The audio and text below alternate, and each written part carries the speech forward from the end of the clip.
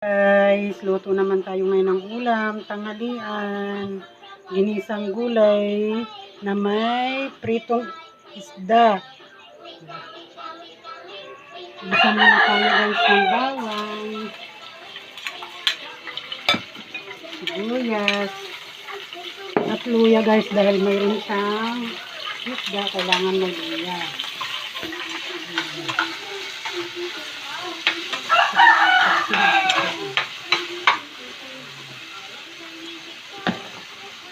Hintayin lang natin na mag-golden brown guys bago natin ilagay yung mga ingredients na iba.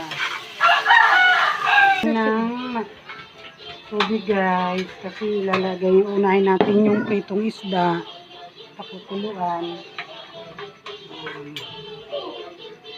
Tapos lalagay na natin yung pritong isda. Unahin muna natin pritong isda bago yung gulay. Kasi yung gulay madali lang siyang maluto. Yan guys. Tapos hintayin lang natin kumulo yan guys bago ilalagay yung isda. Ito na po siya guys. Kulo na siya. Lalagay na natin yung gulay. Guys, sinong nakakakilala nitong gulay guys? Marami ito sa probinsya. Tumutubo lang to sa ating bukid. Ang tawag nito sa amin sa Samar ay ulasiman. Ginugulay pala siya guys at healthy guys. Healthy ito sa ating katawan. Ito na yung gulay na lalagay natin. Saluyot ito guys na gulay. Kasi ito yung ulasiman guys. Bigay ito ng ating mabait na kapitbahay. Thank you pala Ate Lily sa pagbigay ng gulay. Ito na guys.